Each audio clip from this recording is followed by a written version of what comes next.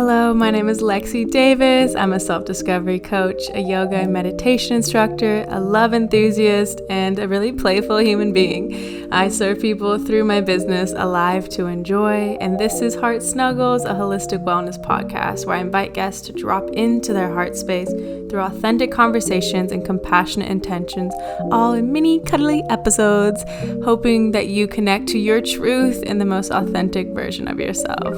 I hope you enjoy. Welcome everyone to Heart Snuggles. We're so happy you're here today. And I brought a really lovely guest. So just go ahead and give yourself a little introduction.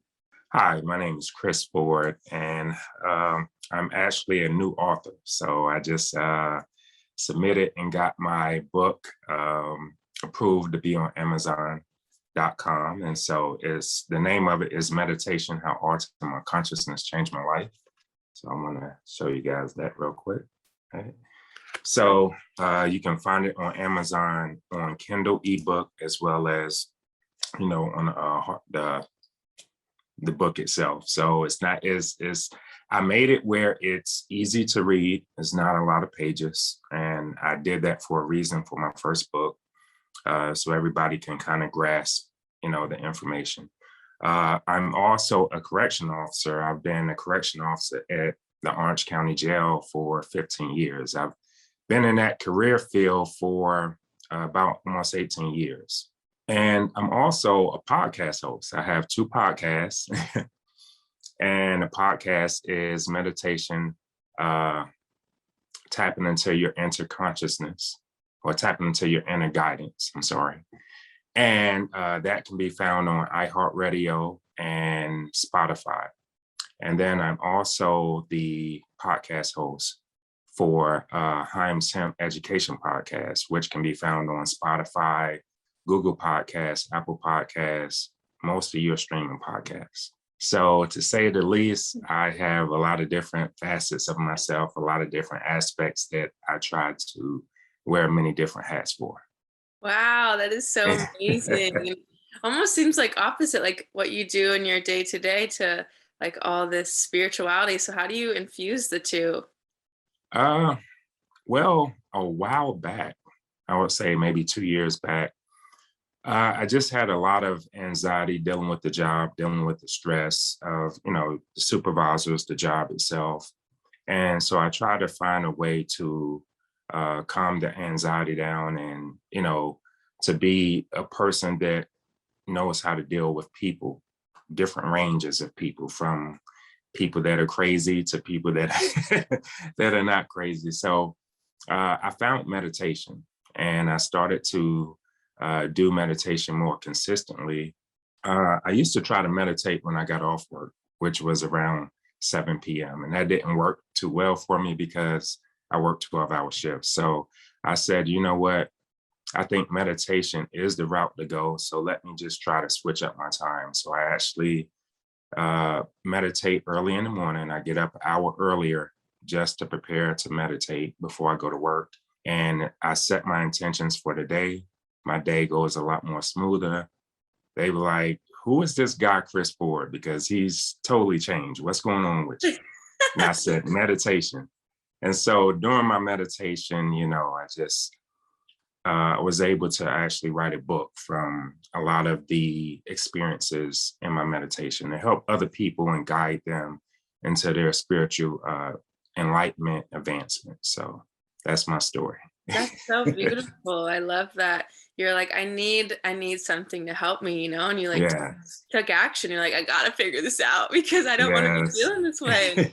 It's crazy how many people I see just like big stress balls, and they just don't try new tools and don't try new things. And so I'm really proud of you for like doing that. Thank you. And so tell us more about your book. Sure. So my book, like I said, is on Amazon. A lot of what's in the book is about my dreams and, like I said, my experiences, and just by me meditating. So what I did was I journaled everything that occurred, any occurrences that happened. If I could remember my dreams, I would, write it down. And so, like I said, that turned into a book for me. However, the past 2 years, I've been really committed to meditating, but the journey of my spirituality actually started at the age of 18 when I was just searching for who I am. You know, how sometimes you, upon leaving, high school and you get ready to go into college and embrace the new big world out there, paying bills and, being a grown adult, I really wanted to find out who I was, and just tap into that side of me. So it's been a long journey. And, I just stayed committed. And that's what you'll find in my book is just basically about how you can connect with your spirit guides, with your ancestors, with, let's face it, many people have many different gods. So whatever God that you serve or whatever, how to connect with your inner guidance, your God, in order to have a better life, and when you look at meditation, a lot of millionaires and billionaires, they live by that. That's one of the first things that they do whenever they get up early in the morning is they don't check on their business. They don't go out for a brisk walk. The first thing, or if they do go out for a brisk walk, they come back, take a shower, and then they meditate. But meditation is the first three things that a successful person does to start their day. And that's so they can envision their goals and pretty much have a soundproof idea of where they're going in life. Facts. It's so true. Meditation changed my life too. I was so bored. I'm not a meditator. My mind is with me, like we make up all these stories, but once you Right. get the discipline, and it's like every time you show up, it might be a little bit different when you meditate, and that's okay. It's not the point, the point is just to like take that space to That's do true. it and to empty out the mind. And Yes. yeah. And it's different every single time. Sometimes I meditate and there's nothing. Sometimes I meditate and I'm like, okay, this is a new experience. So I got to write about this. So, don't get discouraged if you're new to meditation or want to learn how to meditate. Most people say they hear a lot of the chatter in their head, many distractions, but there's many different tricks to that, to overcoming the chatter, overcoming the distractions. If you have anxiety or if you're just a nervous type of person, there's a way to overcome that so you can focus on meditating. And so I don't know if you want me to share that. Yes, please. Definitely. Okay, sure. So what I do is from time to time, I have tools that I use to kind of like, if I have anxiety or if I can't focus, I use what's called thicker beads. I don't know if you've heard of that, but they're basically beads that you can actually feel and count on. They're about, I think it's like 99 beads on a chain. And so you just go through the beads one by one. So it gives your mind something to do and it occupies your mind so you can focus more on, meditating. Also, there's a musical instrument out there. It's called a metronome. So the metronome has recorded beats, it has recorded tones. And a lot of times I listen to that to give my brain something to do, allow it to be occupied so my subconscious mind can go to work. And what else I do? Guided meditation as well. That's very good for a lot of beginners. If you just want to meditate for 3 to 5 minutes or 10 minutes throughout your day. It helps to listen to guided meditation that you can find easily on YouTube. There are so many different versions out there.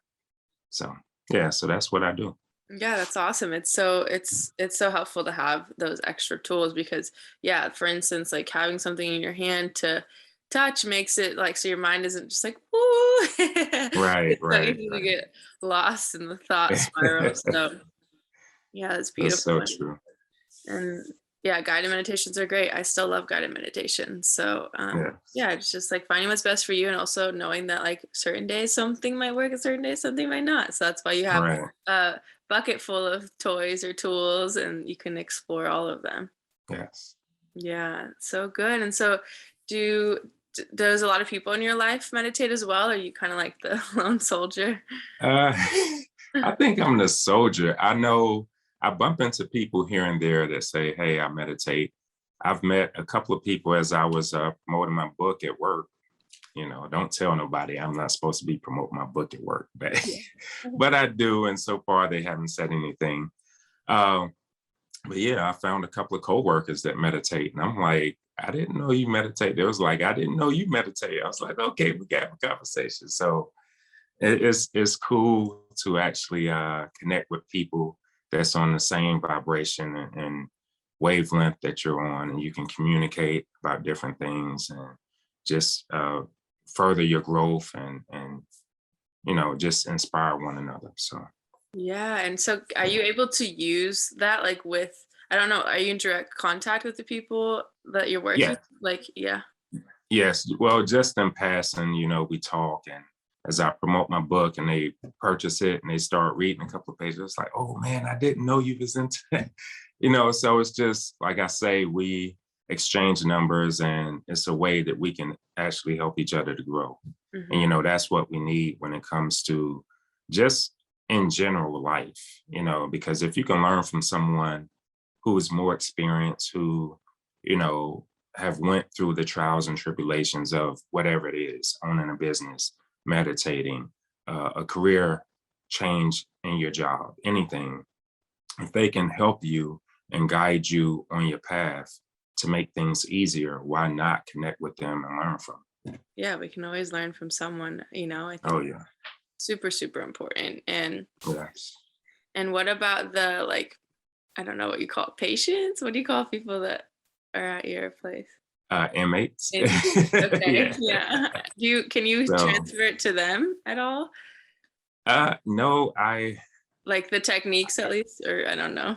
yeah, I try not to talk to them about that because that's really considered like fraternization when you're talking Mm. about, certain things. And so I try to stay away from that.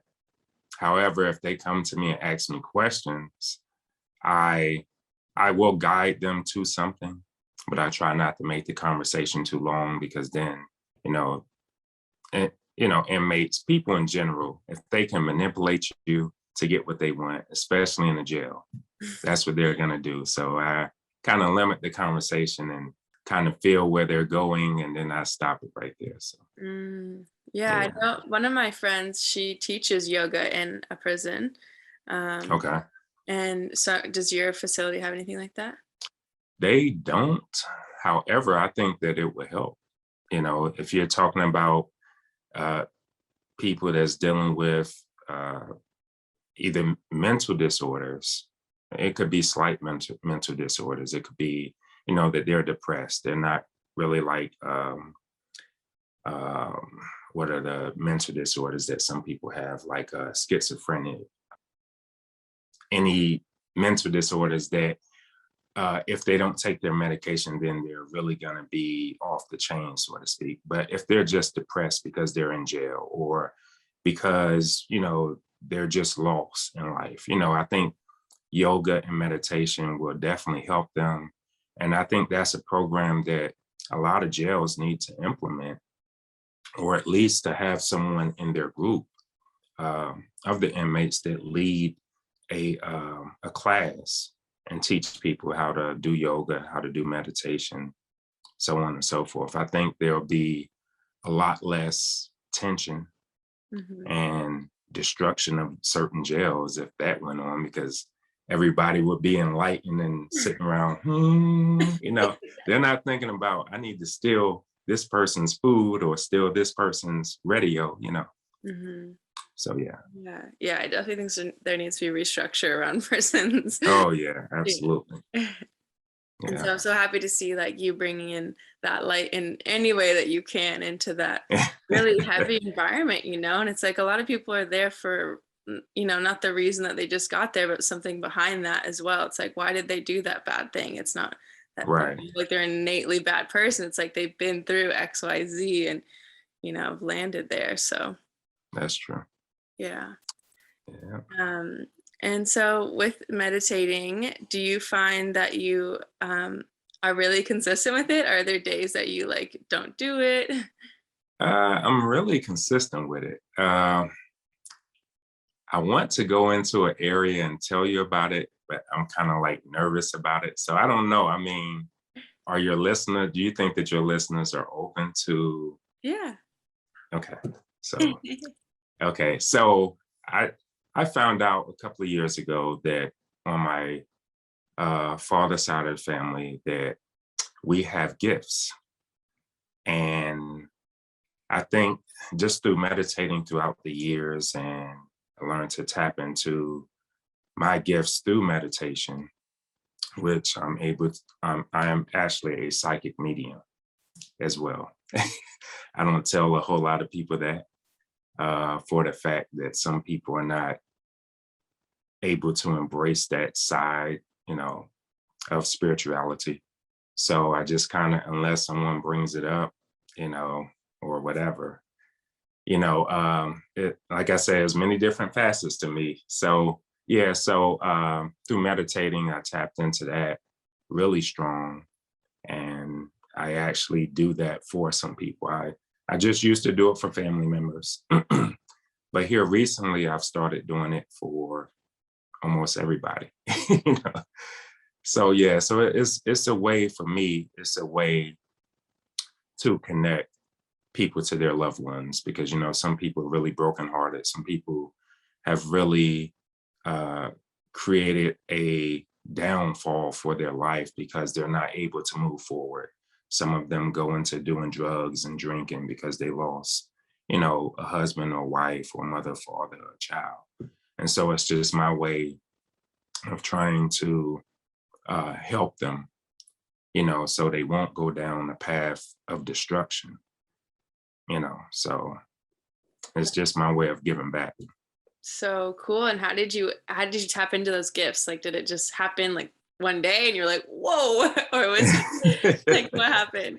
Well, actually, I through meditation, I started to have lucid dreams, and I started to tell one of my cousins about it, and so they was like, "Yeah, I have them all the time." And then she told me uh, something in the past about our family members, and then she was like, "Yeah, so I see spirits as well, but I don't tap into meditation because that she sees too much." And so it kind of, I guess it frightens her or whatever. So I said, you know what? It's time to let the rabbit out of the bag, because for generations, some of us will hold on to this secret, like, oh, I can't let you know because the world is not ready for it yet. And the world is ready for it. It's just because we keep it a secret, they don't know how to adapt to it. They don't know how to, they don't have any knowledge of it. And so it scares them. But it's just a way that, we need to stop hiding it and start educating people on it. And so they won't be afraid, because there's two things that's certain in this world. You're gonna pay taxes and you're gonna die. So whether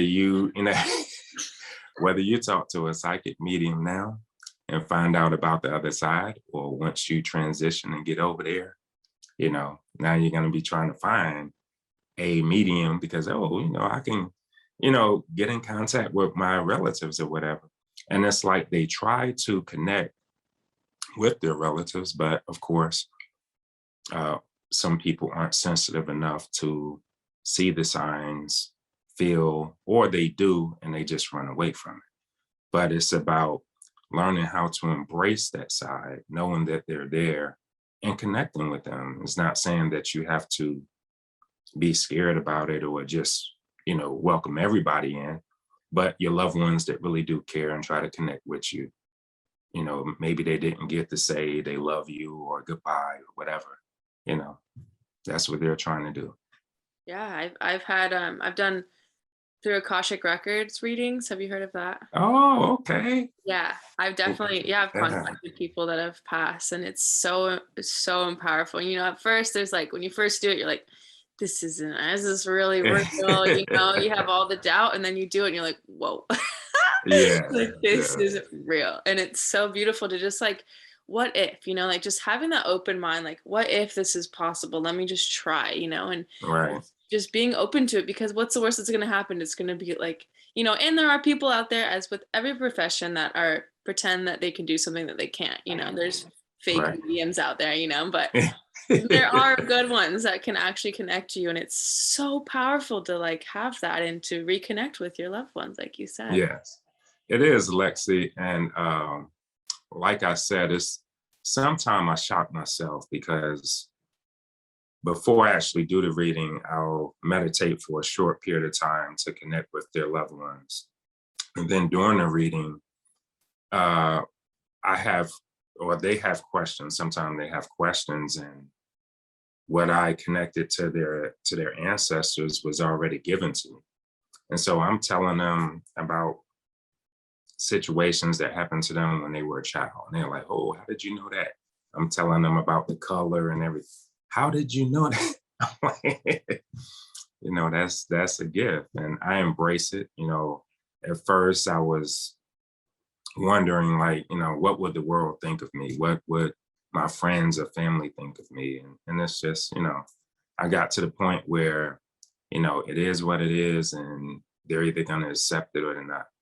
I think that is so powerful. Like the more that, I remember, yeah, like 5 years ago, I started asking people about, you know, their superpowers, because we Right. all have them, whether you're in denial or not. Like you have a superpower, and so many people do. And like actually, mediumship is a big one that a lot of people were carrying that I was finding. And yeah, but they're so, you know, it's like almost rejected as a whole in Right. society. And so it's like you really have to be super brave to accept and like embody that. So I'm really proud of you. And it's like your gifts were given to you for a reason. Like don't deny them, you know? Yeah, that's true. Yeah, That's but true. it's hard, but it's so cool that you can offer that and just like, yeah, and then give that. That's such a powerful gift to give someone, is like that connection with Yeah. someone who's no longer here. And do you find that the messages are always um, like super clear, or do they Some range of like what they tell you? Yeah. Sometimes the messages aren't as clear, so I have to ask the spirits, can you clarify what you're saying, you know? And if it's not clarified, then I just go off of the color that they told me. So I don't know whether the color means the color of a car, the color of their hair, eyes, or what. So I just mention the color to them. And they're like, oh, okay. That color that you're probably thinking about is their car or whatever. So um, I just try to ask them to clarify what they're saying, you know, try to tune in a little bit more deeper so I can understand it. And a lot of times it's not like me and you are talking. If you know what telepathy is, it's like impressionable thought. So it's like I'm receiving their thought communication, and that's the way that we communicate. So sometimes it is verbally like a whisper, but most times it's just through telepathy. Yeah, and so you just like how do you know it's someone else's thought? That's the thing. That's what I had to overcome, because it's like sometime, like the other day, I was having a conversation with a coworker, and of course I'm tuning into what she's saying. I'm not thinking of nothing else. And then all of a sudden I'm starting to receive information. I'm like, okay, trying to have a conversation with a coworker. Can y'all just hold off? But I'm saying that through thought, and I'm not saying it verbally out loud. So that person was like, okay, what's going on with you? You know, so yeah, sometimes they can interrupt.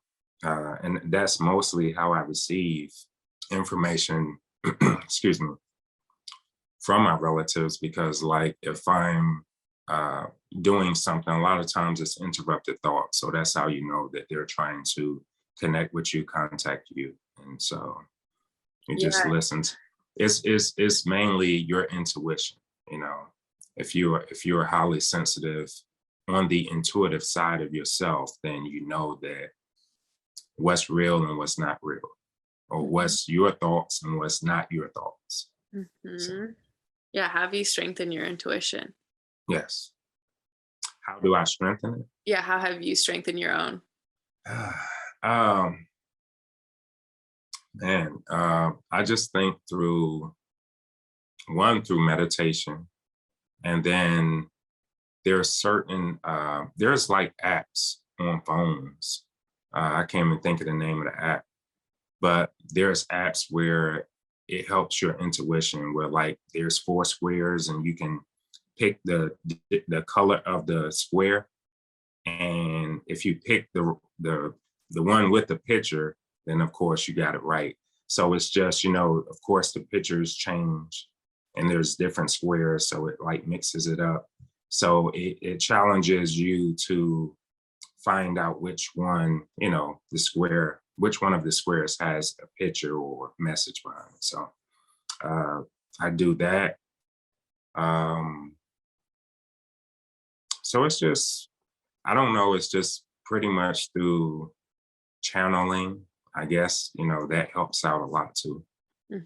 Yeah, that's so Mhm. cool. And as you're Yeah. saying with your cousin, like being overpowered by her powers, how have you created like energetic boundaries around yourself? Around myself. So what I do, of course, I sage myself. I also I do spiritual baths to kind of like chip off the negativity and the negative energy around your aura that attaches to your aura. So um, besides that, just sometime, chanting, that helps. I have a singing bowl that I also, you know, play as well. So that's about it.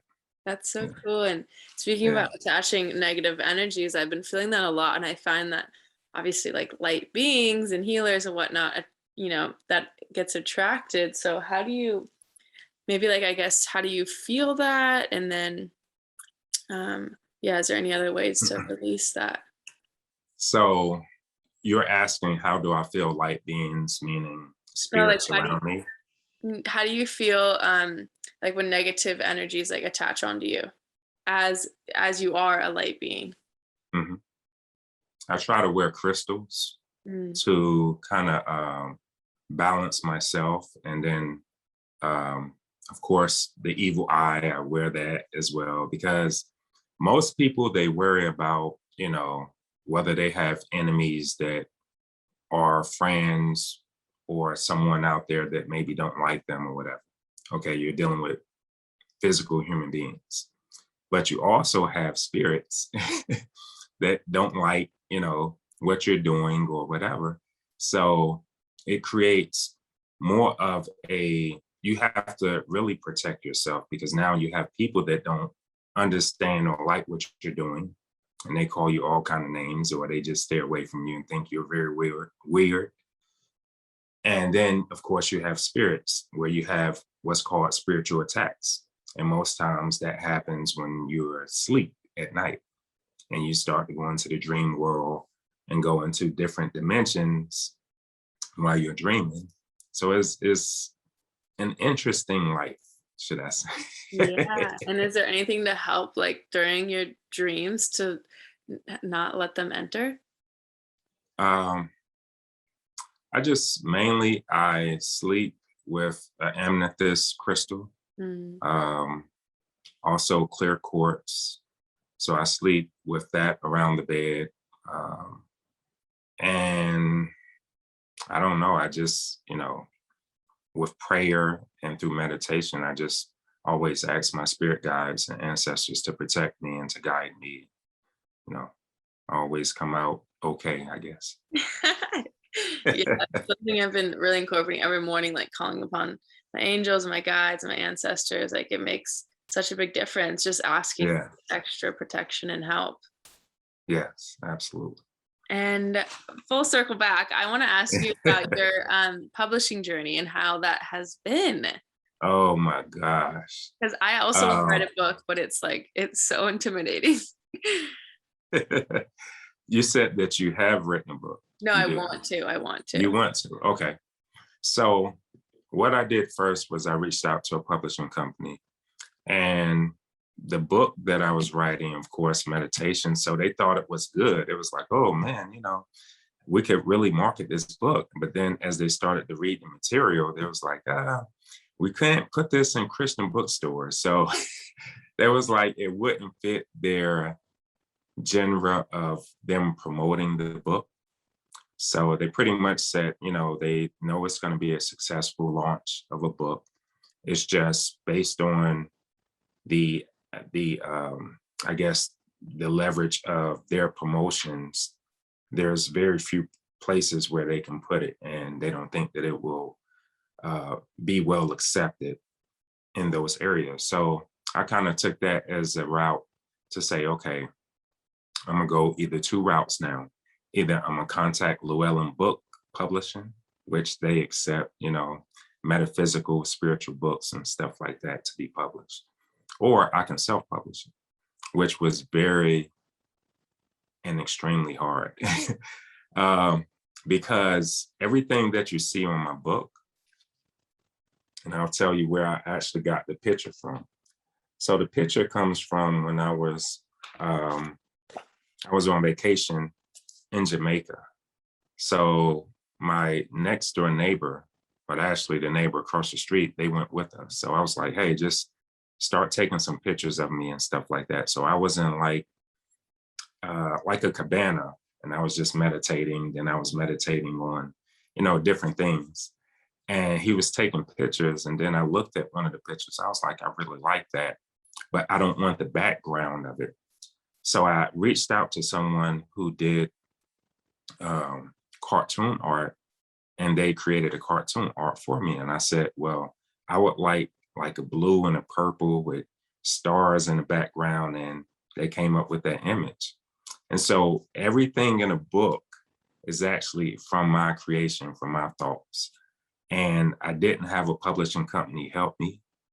I've had friends that gave me tips that, they're authors themselves, but they was like, yeah, just go to KDP Amazon and, create an account. And, you know, uh, they were saying that I should use Fiverr or some other freelancer to help me with, the book cover, with the dimensions of it, and also the editing of it and stuff like that. So I hired freelancers from Fiverr, and I had to go through 3 freelancers to get the dimensions right. So KDP Amazon would accept it. They're very strict with their dimensions and what the book looks like, because, Amazon is a brand and they're not going to put trash out. So that was the frustrating part. And then once it was finally accepted, I just wanted to take a drink, because I was like, I'm done with this. I'm done. At one time I told my wife, I was like, you know what? I'm just done. I'm not gonna even publish the book. I'm just done. I was that frustrated. But then she was like, you need to just step away, step away. So I stepped away and, got everything together, and now we have it. I just off of social media alone, and just, from work and people that I know, I've already sold about 85 copies. And That's so so, good. yeah. And so that's the thing about self-publishing your book. You have no publishing company there to help you to put it in different bookstores, or to, leverage their professional, skills to get it out. And so you have to, if you have social media accounts, create a website for it, run capture pages for it, different things of that nature. So Yeah, it's definitely a lot of work, but it's so rewarding. And it is. that's the best part about a book, is it's timeless, It's like Right. it can be here forever. And so Yes. and how it starts, it's like, this is where you're at now, but who knows where it can take you. And maybe one day it'll be in a bookstore. Like, you just never know. So it's like, Right. once you finally have it created and manifested into real physical form, then it's like, it Right. can go so many places. Yeah. And so Yeah. actually meditation is what caused me to write the book. It's basically it created a baby for me.